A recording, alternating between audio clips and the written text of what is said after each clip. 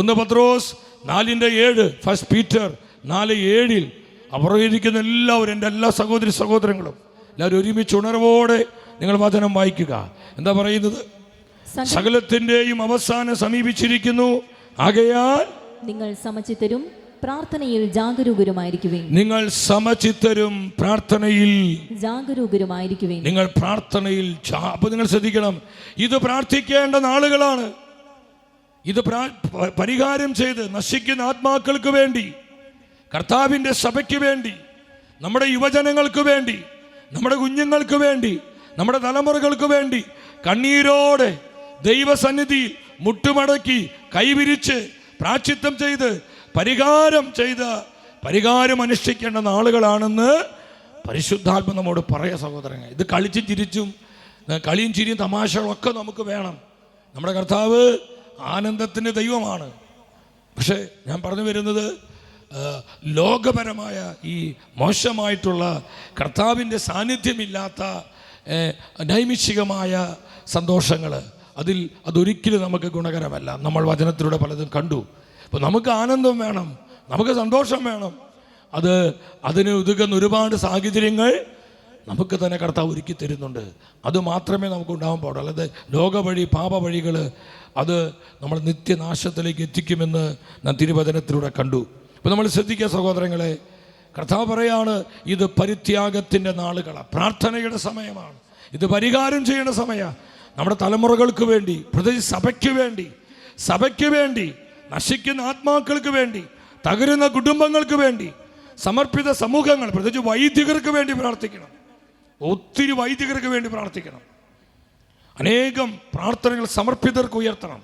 സമർപ്പിതർക്കും വൈദികർക്കും തെരഞ്ഞെടുക്കപ്പെട്ട ആത്മാക്കൾക്ക് വേണ്ടി ഒരുപാട് കണ്ണുനീരോടെ ത്യാഗമെടുത്ത് പരിഹാരം ചെയ്ത് പ്രാർത്ഥിക്കേണ്ട നാളുകളിലാണ് നമ്മൾ ഇന്നായിരിക്കുന്നത്. ഒരു ഹല്ലേലൂയ പറഞ്ഞേ, പോരെ ശക്തിയോടെ പറഞ്ഞേ ഹല്ലേലൂയ, ഹല്ലേലൂയ. നിങ്ങൾ മനസ്സിലാക്കണം, തെരഞ്ഞെടുക്കപ്പെട്ടവർ പോലും വഴിതെറ്റിപ്പോകുന്നൊരു കാലഘട്ടം, തെരഞ്ഞെടുക്കപ്പെട്ട ആത്മാക്കൾ പോലും കൃപയിൽ വീണുപോകുന്നൊരു കാലം. അതുകൊണ്ട് സമർപ്പിത കരങ്ങളെ പ്രാർത്ഥിച്ച് ബലപ്പെടുത്തണം. സമർപ്പിത ജീവിതങ്ങളെ നമ്മൾ പ്രാർത്ഥിച്ചും ത്യാഗമെടുത്തും അവിടെ സമർപ്പണത്തെ നമ്മൾ ബലപ്പെടുത്തണം, ശക്തിപ്പെടുത്തണം. അത് നമ്മുടെ ഉത്തരവാദിത്തമാണ്. കർത്താവ് ആഗ്രഹിക്കുന്നു. ഒരു ഹല്ലേലൂയ പറഞ്ഞേ, പോരെ ശക്തിയോടെ പറഞ്ഞേ ഹല്ലേലൂയ, നിറവോടെ പറഞ്ഞേ ഹല്ലേലൂയ, ശക്തിയോടെ ഹല്ലേലൂയ. നിങ്ങൾ പ്രാർത്ഥനയിൽ ജാഗരൂകരായി. അപ്പം നിങ്ങൾ ശ്രദ്ധിക്കുക. അതുകൊണ്ട് നിങ്ങൾ ശ്രദ്ധിച്ച്, വ്യക്തിപരമായ പ്രാർത്ഥന. ഇവിടെ കൃപയിലും വചനത്തിലും വളരുന്നവർ മിനിമം 1 മണിക്കൂറെങ്കിലും ഓരോ ദിവസം പ്രാർത്ഥിക്കണം. എൻ്റെ മക്കളോട്, യുവജനങ്ങളോട്, എൻ്റെ കുഞ്ഞുങ്ങളോട് ഒരിക്കലും കാര്യം, മക്കളെ നിങ്ങൾ ഒരു 1/2 മണിക്കൂറെങ്കിലും ദിവസത്തിൽ എന്നും പ്രാർത്ഥിക്കുക. ഹാഫ് ആൻ അവർ, 1/2 മണിക്കൂർ ഈശോയുടെ മുമ്പിൽ നിങ്ങൾ നിങ്ങൾ ഒരിക്കലും തെറ്റിപ്പോവില്ല, നിങ്ങൾ ഒരിക്കലും തകർന്നു പോവില്ല, നിങ്ങൾ ഒരിക്കലും പരാജയപ്പെടില്ല, നിങ്ങളെ തകർക്കാൻ ആർക്കും പറ്റില്ല. 1/2 മണിക്കൂർ നിങ്ങളെ സ്നേഹിക്കുന്ന നമ്മുടെ കർത്താവിൻ്റെ മുമ്പിൽ മക്കൾ പ്രാർത്ഥിക്കുക. നിങ്ങൾ ജപമാല ചൊല്ലുക, കരണക്കൊന്ത ചൊല്ലുക. അതിനൊക്കെ നിങ്ങൾ അതിനർത്ഥം മനസ്സിലാക്കണം. ഒരു ഹല്ലേലൂയ പറഞ്ഞേ. വ്യക്തിപരമായ പ്രാർത്ഥന, കുടുംബ പ്രാർത്ഥന. ആര് വന്നാലും എന്തൊക്കെ സംഭവിച്ചാലും ഒരു ദിവസം പോലും കുടുംബമായി പ്രാർത്ഥിക്കാതിരിക്കരുത്. ക്രിക്കറ്റ് കളി, പന്ത് കളി, കോമഡി ഷോ, റിയാലിറ്റി ഷോ, മറ്റേ ഷോ, മറിച്ച ഷോ എന്നും പറഞ്ഞ് സെലിബ്രിറ്റികൾക്കും സിനിമാ നടന്മാരും നടിമാർക്കും സ്പോർട്സ് താരങ്ങൾക്കും ലോകത്തിൻ്റെ മറ്റു പലതിനും കർത്താവിനെ കൊടുക്കേണ്ട സമയം കർത്താവിനെ കൊടുക്കാതെ മറ്റു പലതിനും കൊടുത്താൽ ഉറപ്പിച്ചോ ആ കുടുംബങ്ങളെ പിശാച് തകർക്കും. ഇന്ന് കുടുംബങ്ങൾ തകരുന്നുവെങ്കിൽ അതിൻ്റെ ഒരു പ്രധാന കാരണം കുടുംബ പ്രാർത്ഥന പോലുമില്ല. ഒരു ഹല്ലേലൂയ പറഞ്ഞേ, ശക്തിയോടെ പറഞ്ഞേ ഹല്ലേലൂയ. എത്ര കുടുംബങ്ങളിൽ കുടുംബ പ്രാർത്ഥനയുണ്ട്, എത്ര കുടുംബങ്ങൾ കുടുംബമായി കർത്താവിനെ ആരാധിക്കുന്നുണ്ട്. മണിക്കൂറുകൾ വേണ്ട എങ്കിലും ഒരുമിച്ച് പ്രാർത്ഥിക്കണം. കുടുംബത്തിൽ എന്നും പ്രാർത്ഥനയുണ്ടാകണം, ദൈവസ്തുതികൾ ഉയരണം, ആരാധനയുണ്ടാകണം, കർത്താവിൻ്റെ നാമം വിളിച്ച് അപേക്ഷിക്കണം. ആ കുടുംബങ്ങൾ കൃപയുള്ളതാകും. ആ കുടുംബങ്ങളെ കർത്താവ് പ്രൊട്ടക്റ്റ് ചെയ്യും. വ്യക്തിപരമായ പ്രാർത്ഥന, കുടുംബ പ്രാർത്ഥന, കൂട്ടമായ പ്രാർത്ഥന, ഇതെല്ലാം ഈ കാലഘട്ടത്തിൽ വളരെ വളരെ ആവശ്യമായിരിക്കുന്നൊരു കാര്യമാണ്. ഒരു ഹല്ലേലൂയ പറഞ്ഞേ, ഒരു ശക്തിയോടെ പറഞ്ഞേ ഹല്ലേലൂയ. ഇനി നിങ്ങൾ ശ്രദ്ധിക്കുക, പ്രാർത്ഥനയുടെ ശക്തിയെ തകർക്കാൻ ഒരു തിന്മയ്ക്കും പറ്റില്ല മനസ്സിലാക്കുക. അതുകൊണ്ടാണ് പിശാച് എപ്പോഴും പ്രാർത്ഥനയ്ക്കെതിരെ പോരാട്ടങ്ങൾ. നിങ്ങൾ മനസ്സിലാക്കൂ, പ്രാർത്ഥിക്കാൻ ഇരുന്നോ അല്പം കഴിയുമ്പോഴേക്കും ആമേൻ ആമേൻ എന്ന് പറയാൻ തുടങ്ങി. ഈ തലയിട്ടാണ്ടില്ല, പിന്നെ ഉറക്കം തൂങ്ങില്ല. പിന്നെ പ്രാർത്ഥന കഴിഞ്ഞു, ആൾ ഉഷാറായ ഭയങ്കര ആക്റ്റീവായി. പിന്നെ അപ്പം അത് രോഗമല്ല, അതിന് പറയുന്ന പേരാണ് പൈശാചിക പീഡ.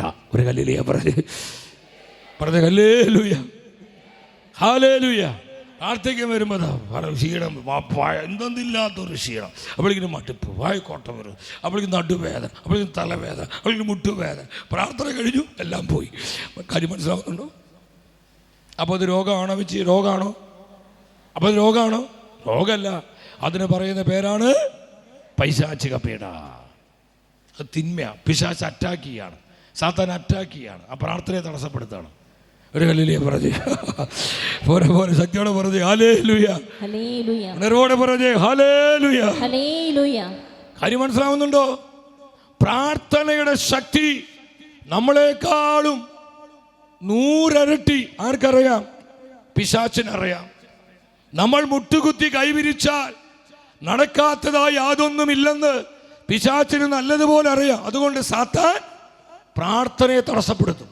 പ്രാർത്ഥനയെ, ജപമാലയെ, വചന വായനകളെ, ദൈവസ്തുതികളെ, ആരാധനകളെ തടസ്സപ്പെടുത്തും. പ്രാർത്ഥനയുടെ ശക്തി ദൈവത്തോളം വരുന്ന ശക്തിയാണ്. ഒരു ഹല്ലേലൂയ പറഞ്ഞേ, പോരാ പോരാ ശക്തിയോടെ പറഞ്ഞേ ഹല്ലേലൂയ ഹല്ലേലൂയ. നിങ്ങൾ മനസ്സിലാക്കിക്കോ, പ്രാർത്ഥിക്കാൻ നിങ്ങൾക്ക് സമർപ്പണമുണ്ടോ? ഞാൻ നിങ്ങളെ ചലഞ്ച് ചെയ്യുക. ഈ പരിശുദ്ധ അൽത്താരയിൽ നിന്നുകൊണ്ട് ഞാൻ നിങ്ങളെ ചലഞ്ച് ചെയ്യുന്നു. പ്രാർത്ഥിക്കുവാൻ നിങ്ങൾക്ക് സമർപ്പണമുണ്ടോ? പ്രാർത്ഥിക്കാൻ നിങ്ങൾക്ക് തീരുമാനമുണ്ടോ? നിങ്ങൾക്ക് അസാധ്യമായി യാതൊന്നും ഉണ്ടായിരിക്കുകയില്ല. പ്രാർത്ഥനയാൽ എല്ലാം സാധ്യമാണ്. പ്രാർത്ഥനയാൽ എല്ലാം സാധ്യമാണ്. പ്രാർത്ഥനയുടെ സാധ്യത ദൈവത്തോളം വരുന്ന സാധ്യതയാണ്. നടക്കാത്ത കാര്യങ്ങൾ നടക്കും നീ കൈവിരിക്കാൻ തുടങ്ങുമ്പോൾ. ഹല്ലേലൂയ.